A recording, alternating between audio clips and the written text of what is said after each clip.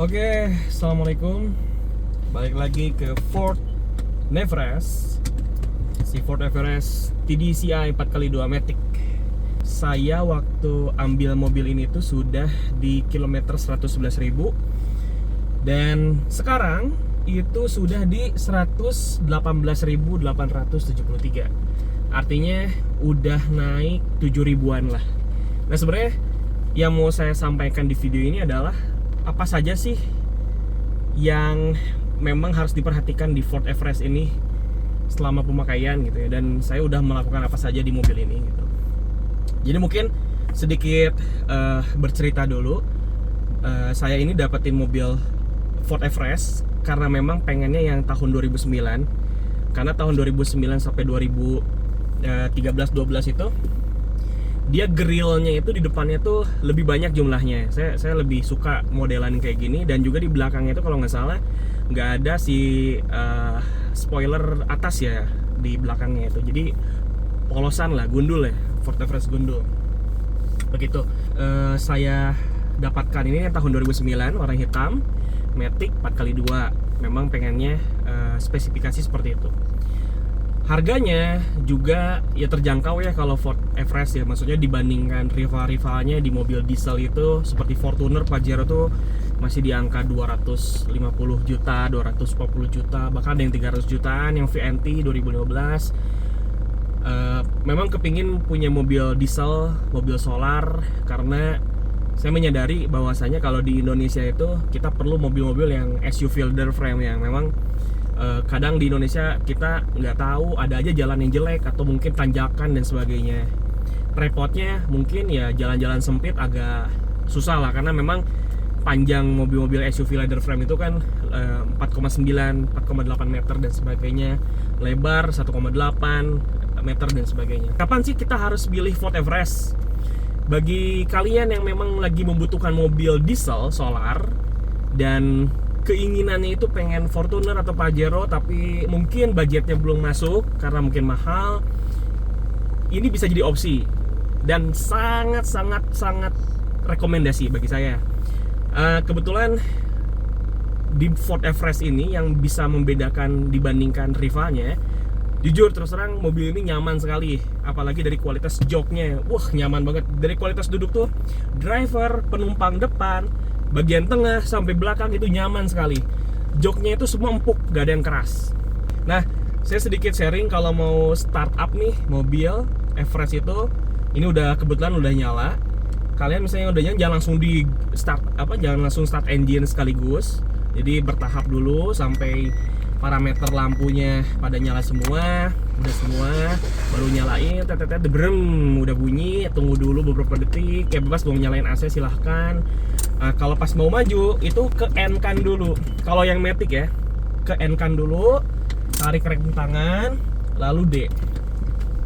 Nah, kita maju. Nah, supaya lebih awet lagi, kita jangan langsung gaspol teman-teman. Jadi usahakan bertahap lah kecepatannya itu, RPM-nya itu bertahap. Jangan digaspolin gitu ya. Karena kita kan pengen sistem mekanikalnya itu dia efisien lah, sesuai dengan fungsinya.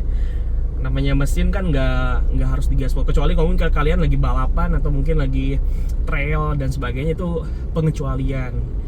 Ambil di torsi yang paling besar, misalnya dimanualkan atau di mode manual dan sebagainya, itu boleh, nggak jadi masalah. Oke, sebenarnya yang pertama nih ya,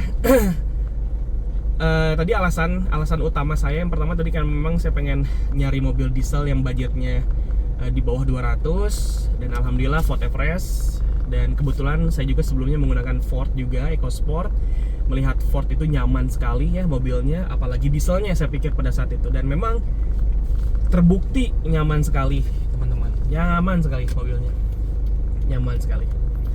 Oke, nah ya, jadi cukup kapan saya bulan ngambil mobil ini tuh tahun 2025 bulan September, kalau nggak salah bulan September atau Agustus ya, Septemberan lah, bulan Septemberan kalau nggak salah, Agustus akhir mau masuk September.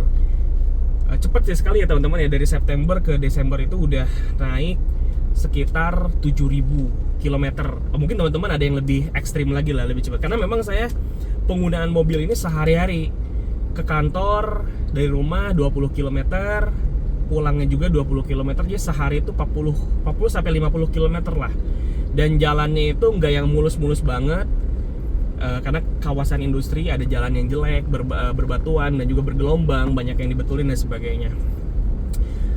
Mobil ini enak sekali, nyaman, alhamdulillah gitu ya, bisa diisi biosolar juga, meskipun ini yang common rail dianjurkannya memang menggunakan diesel atau solar yang memang berkualitas, yang sempurna, seperti Pertamina Dex, BP diesel atau Shell diesel. Tapi baik lagi teman-teman, mobil ini ada di Indonesia tahun 2009, yang dimana pada saat itu belum ada Pertamina Dex, dan ya jarang lah diesel-diesel yang berkualitas tinggi itu, artinya menggunakan biosolar.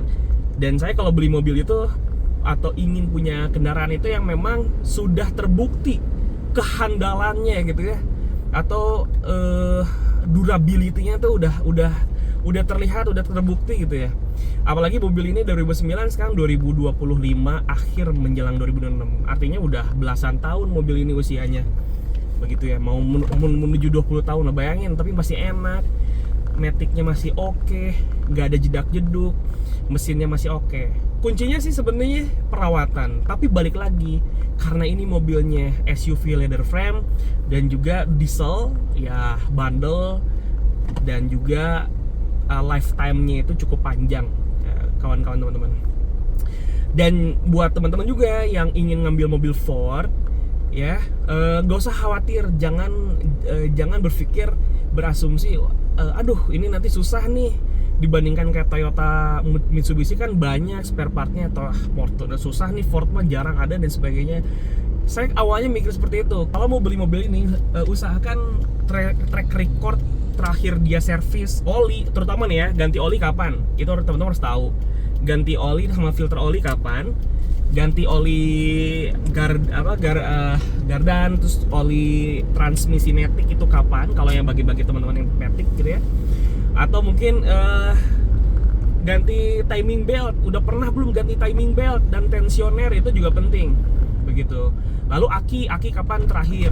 Beberapa hal seperti itu harus kita tanyakan, harus kita dapatkan informasinya. Saran dari saya, ketika teman-teman mau ngambil mobil Ford Everest, beli nih, nah teman-teman langsung lakukan ganti oli plus filter olinya. Yang saya sudah lakukan di mobil ini salah satunya adalah ganti oli. Baru sekali saya ganti oli. Jadi saya sangat ekonomis sekali ke mobil ini. Nggak langsung saya bor-boran ganti semuanya, nggak. Saya pengen ngecek juga kehandalannya. Saya belum ganti timing belt, tapi saya ngelihat track record mobil ini 2020 itu sudah pernah ganti timing belt di Ford-nya di Kalimantan. Nah, saya belum ngecek juga secara visual apakah udah sobek-sobek dan sebagainya. Oh ya, filter solar udah 2 kali. Filter solar udah saya ganti 2 kali. Kedepannya saya mau ganti timing belt dan juga tensioner. Berapa sih harganya? Estimasinya timing belt itu kisaran timing beltnya saja ya teman-teman tuh 500.000 sampai 700.000-an timing belt. Tapi ada juga kok yang 500-an, ada juga 400-an. Nah, teman-teman harus pilih yang memang di toko-toko yang terpercaya ya teman-teman ya. Usahakan kalau timing belt itu mending yang orisinil, karena khawatir ada perbedaan ketebalan dan material sehingga gampang putus. Kalau udah putus, aduh repot-repot. Nah, timing belt ya itu teman-teman. Nah, yang kedua, tensioner ini sebenarnya dia satu kesatuan dengan timing belt gitu. Bisa gak sih kalau kita ganti timing belt tapi nggak harus tensionernya? Karena tensioner ini mahal teman-teman, harganya sekitar 2.500.000 sampai juga mungkin ada yang 3 jutaan gitu ya. Tapi rata-rata segituan lah, jutaan lah harganya segitu. Dan itu baiknya memang diganti dua-duanya. Tapi kalau misalnya tensionernya masih oke, kalian ganti timing beltnya saja itu nggak jadi masalah juga teman-teman, aman-aman juga kok gitu ya, selama penyetingannya nanti benar gitu ya, gitu teman-teman. Sekarang banyak lah bengkel spesialis Ford tuh di mana-mana, banyak banget. Saya akui karena saya masuk komunitas dan di situ banyak sekali informasi terkait Ford ya, dan lega lah, tenang lah, nggak usah panik, nggak usah khawatir dan sebagainya gitu ya. Itu aja sih teman-teman. Intinya mobil ini tuh nggak cengeng gitu, nggak apa ya, nggak ogo, bahasa Sundanya mah ya. Jadi mobil ini tuh sebenarnya mobil diesel terutama itu perawatannya simple. Yang penting ganti oli sama filter oli, ganti filter solar karena kita menggunakan solar biosolar, terus saringan udara.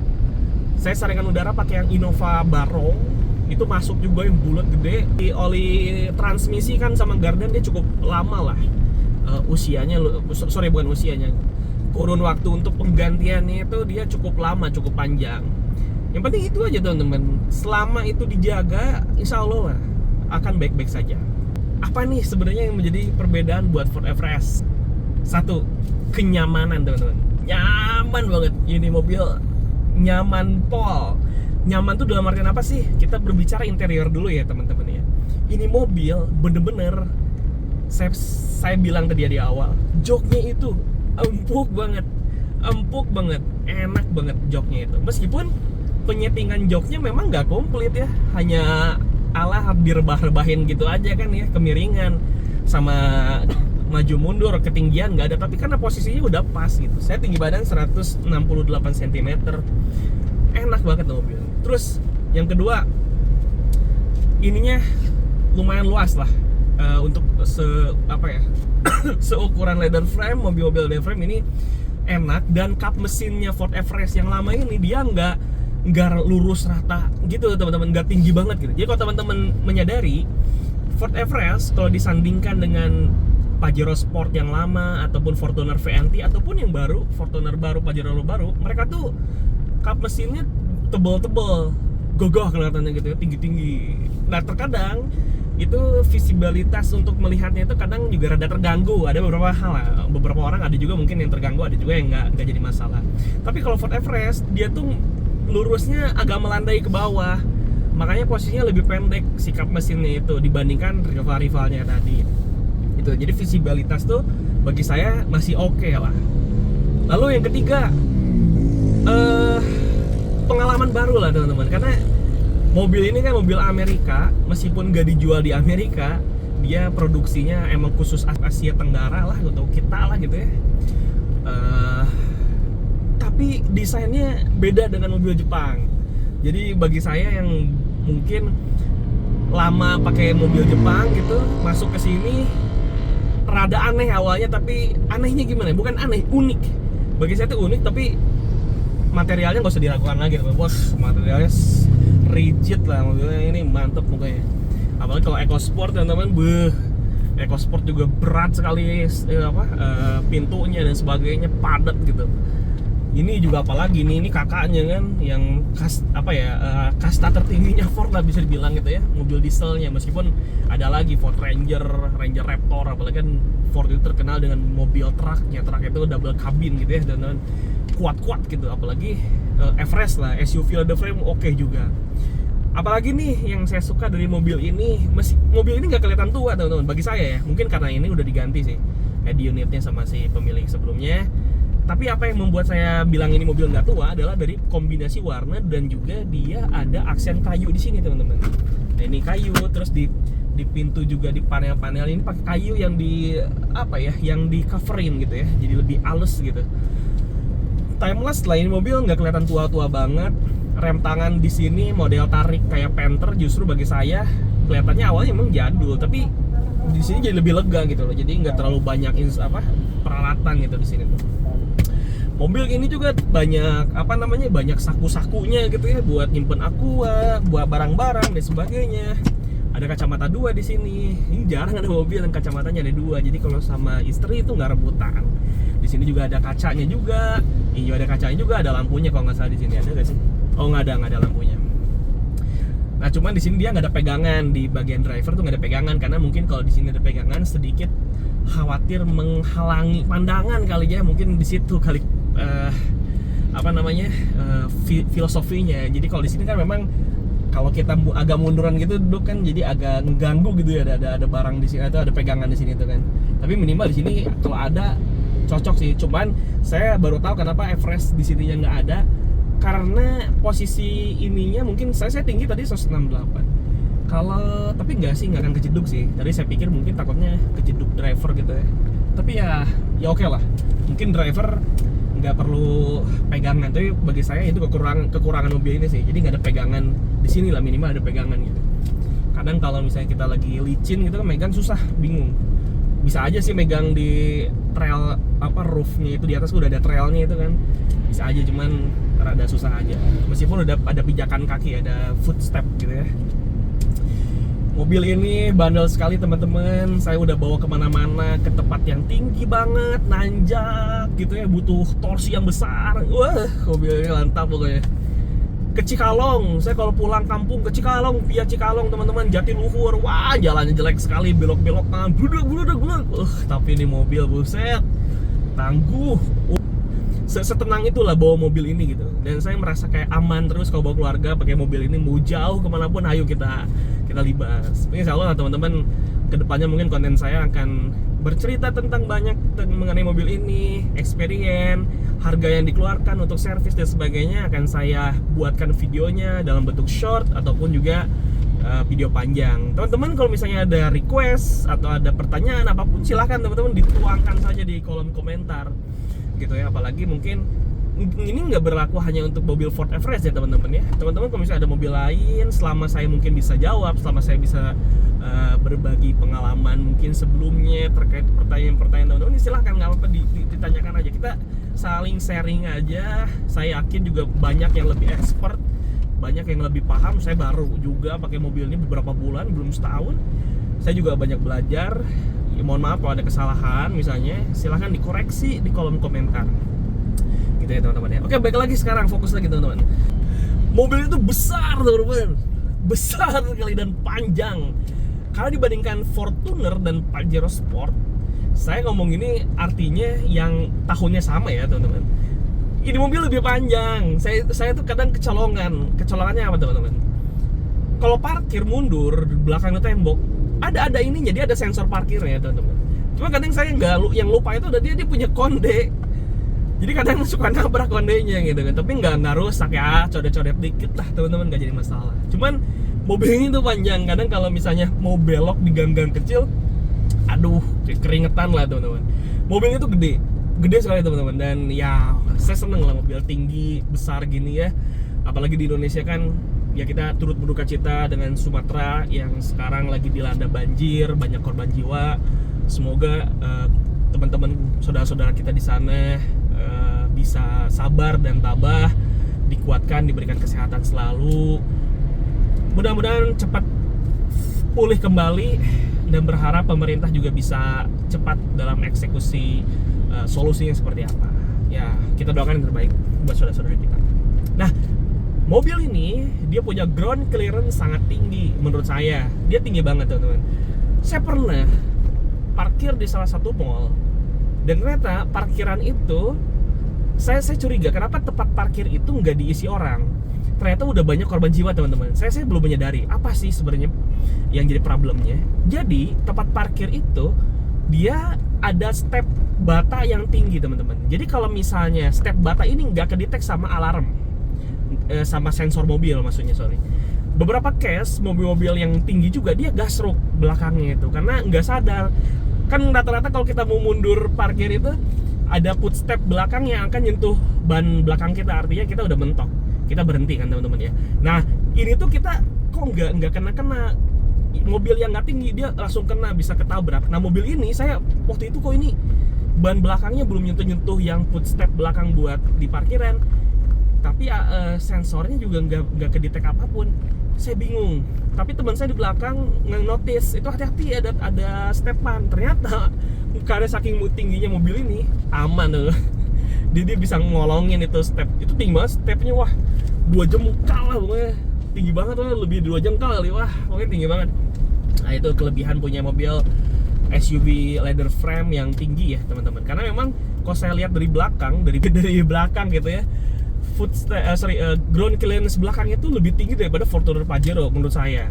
Kalau masih ini ya, masih originalan ya, karena juga sekarang yang suspensinya ditinggikan dan sebagainya mungkin jauh lebih tinggi atau bannya dibesarkan. Nah cuman ini tuh originalnya udah tinggi banget teman-teman. Apalagi ya, kenyamanan berkendara nyaman sekali, suspensi oke. kekedapan kabin lumayan, meskipun ada karet-karet yang memang dekat jendela ini butuh dilem lagi kali ya, atau mungkin ganti baru, lem aja lah gitu ya. Atau saya sering digini-giniin aja sih biar apa namanya, biar rakep lagi gitu ya. Tapi so far sejauh ini nggak bising-bising banget, teredam lah, cukup baik mobil ini, enak banget teman-teman. Saya tuh kalau dengan ada mobil ini tuh pengen banget gitu ya, jadi orang yang bebas, pengen berkendara kemana saja gitu setiap hari. Seneng banget gitu ya teman-teman, alhamdulillah gitu. Apalagi saya kalau udah bersanding ada Fortuner Pajero tuh seneng, pengen parkir deket dia gitu ya. Nah, fun fact-nya teman-teman, mobil ini tuh tinggi, tapi kalau diparkir di sebelah belahan sama Fortuner 2017 ke atas atau Pajero yang baru, dia kelihatan pendek. Kenapa? Karena posisi spionnya itu lebih pendek daripada mereka. Suatu kelebihan dari Ford Everest lagi apa? Ukuran kacanya itu gede-gede. Kaca driver, kaca bagian tengah penumpang, dan paling belakang itu gede banget, lebar banget gitu ya, luas si jendelanya ini. Ini cocok kalau ke taman safari atau ke taman kebun binatang. Wah, enak gitu. Yang paling belakang tuh kelihatan gitu. Wah, mau ngelihat badak atau singa gitu kelihatan. Jadi balance lah, maksudnya adil lah gitu ya. Nah, jadi si spion ini dia tuh mengikuti kesejajaran dengan si posisi ini, si apa namanya, inilah bagian bawah si kacanya. Karena Fortuner Pajero dia lebih tinggi, otomatis spionnya juga lebih tinggi posisinya. Jadi kalau misalnya kalian parkir, kok Ford Everest saya kelihatan pendek ya? Bukan pendek, tapi karena memang spion kita ini mengikuti si kacanya, si apa namanya ya, bawahnya inilah, ya posisi bawah kacanya si pintu Everest ini, sehingga kelihatannya lebih pendek. Tapi kelebihannya ini gede banget, kacanya gede banget tuh, ngacret udah gede banget lah, tengahnya gede, belakang gede, serba gede, kacanya di sini gede, enak lah pokoknya. Duduk keluarga, istri saya sama anak juga di belakang, duduknya tengah terus, lebih nyaman, kan duduk paling tengah juga lebih nyaman lagi teman-teman. Ini mobil gila sih, gokil. Terus mobil ini udah ada apa? Ada entertainment, layar entertainment gitu ya di kursi jok tengah, bisa ngelihat dari driver sama penumpang ini. Tapi masih bagus, masih nyala teman-teman, meskipun tengahnya udah rada pecah pudar gitu lah ya, karena mungkin usia, kepanasan dan sebagainya gitu ya teman-teman. Saya pernah di tol nyampe 140 km per jam, gila nih, ngeri teman-teman, karena bawa mobil gede itu takut apa gitu, takut ya amit-amit gitu ya, takut nabrak mobil depan dan sebagainya. Jadi sehingga pakai mobil besar itu bukan buat kebut-kebutan, karena kan kita buat kenyamanan, kelapangan, ketenangan, dan juga siap-siap menghadapi jalan-jalan yang terjal, tinggi, jelek. Itu sebenarnya bukan buat balap atau kebut-kebutan teman-teman gitu ya. Ini mobil enaknya juga Ford Everest, meskipun dia mobil Amerika, tapi sennya tetap di kanan ya. Ini buat wiper, buat air dan sebagainya di sini semua. Kalau yang EcoSport dibalik karena mobil Amerika kan ya. Maksudnya sama-sama mobil Amerika, tapi posisi desain si sennya di kiri dia gitu ya. Duh, apalagi ya? Oh iya, gimana dengan konsumsi bahan bakar? Saya setiap hari pakai solar. Seminggu, Senin sampai Minggu, itu hanya 100.000 teman-teman. 100.000 biosolar. Itu pun kan dia pasti keisi 14 liter nih, 14 sekian lah. Paling habisnya di 13 literan lah teman-teman. Jadi nyisa dikit lah. Tapi nggak sampai nyala juga lampunya.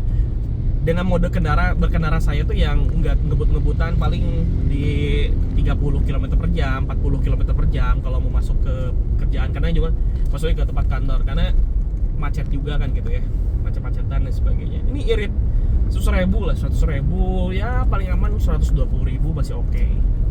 Seminggu teman-teman, seminggu. Dan Sabtu minggunya kayak sekarang ya jalan-jalan mungkin lebih dari 50 km, nanti diisi lagi 100.000 di Minggu sore atau menuju ke rumah gitu teman-teman. Wah, enak lah, pokoknya tenang, naik mobil ini tenang teman-teman, alhamdulillah. Kaki apalagi nggak usah diraguin, kayak kaki kuat gitu ya. Tapi jangan gegabah juga gitu teman-teman, maksudnya jangan main hantem aja kalau jalan jelek gitu ya. Saya beberapa kali nggak sengaja sih kehantem, tapi ya alhamdulillah nggak ada bunyi, busing karetnya masih bagus.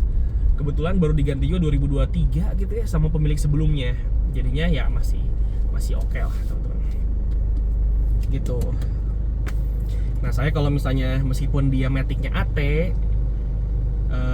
tetap kalau misalnya di lampu merah saya selalu ke N kan teman-teman gitu, karena berhenti yang lama saya selalu di N gitu, nggak di D ditahan gitu. Itu apa ya, strategi saya juga dalam memastikan mobil ini selalu dalam keadaan yang sehat gitu ya, supaya nggak di ini banget. Meskipun juga di D juga nggak jadi masalah sih, di rem gitu ya, cuman lebih baik di N kan aja. Terus teman-teman kalau misalnya mau matiin mobilnya itu jangan lupa didiemin dulu, karena mobil diesel itu kan ada turbonya. Turbonya itu biar dia healing up dulu, olinya biar flow-nya itu balance dulu, flow-nya berkurang dulu, maksudnya bukan berkurang, flow-nya biar lebih merata dulu dan sebagainya.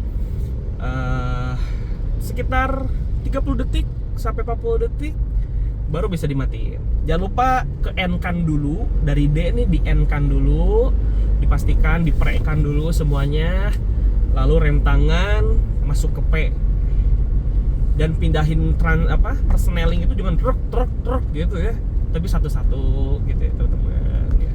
Itulah strategi-strategi hal-hal seperti itu harus kita ketahui karena supaya awet mobilnya gitu ya dan sebagainya. Terus mobil ini juga dia punya mode manual gigi 1, 2, 3. Kalau misalnya kalian di tempat-tempat yang tanjakannya macet, di D masih kuat oke.